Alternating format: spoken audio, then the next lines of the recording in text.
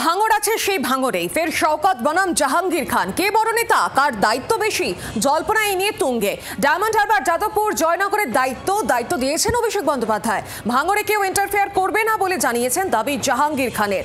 জাহাঙ্গীর খানের দাবির পর পাল্টা এদিকে শওকত মোল্লাও। বিস্তারিত জানবো, সঙ্গে রয়েছেন প্রতিনিধি প্রসেনজিৎ সর্দার। প্রসেনজিৎ, পর্যন্ত যেটা আমরা ভাঙড়ে বিশেষ করে বিধানসভায় সেখানে শওকত মোল্লা ভাসছে জাহাঙ্গীর খানের মধ্যে একটা লড়াই কিন্তু সামনে আসছে এবং সেটা কিন্তু ভাঙড়ের বাসিন্দারা মনে করছে। কিন্তু শওকত মোল্লা তিনি 1 ইঞ্চি জমি ছাড়তে চাইছেন না।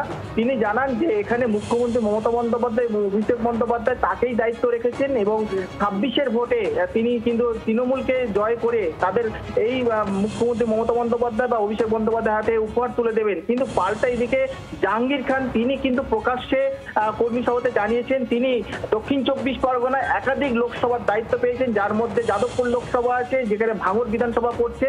এবং সেই জায়গায় দাঁড়িয়ে তৃণমূলের কয়েকজন নেতা আছে যারা শওকত মোল্লা থেকে অনেকটা দূরে সরে গেছিলেন, তাদের অনুগামীরা সেই খবর পাওয়ার পরে কিন্তু মিষ্টিমুখ যেমন বাজি ফুটিয়েছে, সেই নিয়ে কিন্তু একটা অশান্তি ছড়িয়েছে। তবে সব মিলে ভাঙড়ে যে একটা অশান্তির পরিবেশ তৈরি হচ্ছে, সেটা বিরোধীদের সাথে শাসক দলের মধ্যে বা শাসক দলের এই জাহাঙ্গীর খানের সাথে শওকত মোল্লা, সেটা কিন্তু সাধারণ মানুষ মনে করছে। তবে সময়ে বলবে 2026-এর ভোটে সেই অশান্তি কতটা তার মুখ নেবে। তবে পঞ্চায়েত ভোটের মতন যে ভাঙড়ে যে অশান্তির পরিবেশ, সেটা কিন্তু সাধারণ মানুষ মনে করছে।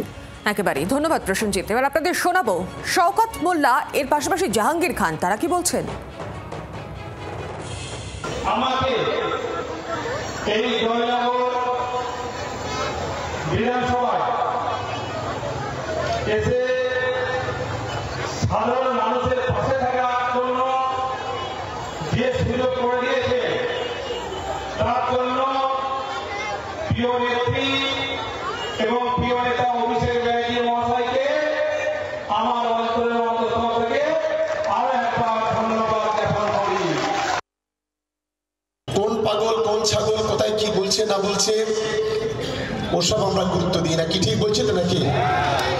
কই একবার তো আইএসএফ এর বিরুদ্ধে দুটো চকলেট ফাটাতে পারছো না, একবার তো আইএসএফ এর বিরুদ্ধে দুটো কথা বলতে পারছো না, একবার আইএসএফ এর বিরুদ্ধে ফেসবুক লাইভ করতে পারছো না।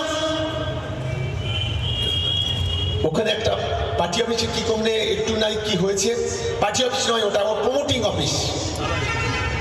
বলছি ওখানে দিদির আর অভিষেকের ছবি আছে। আমি চ্যালেঞ্জ করে বলছি আজকে ওখানে দিদির আর অভিষেকের ছবি ছিল না। বাজার গরম করতে চাইছেন, সাবধান করে দিচ্ছি, সতর্ক করে দিচ্ছি, এগুলো বন্ধ করুন।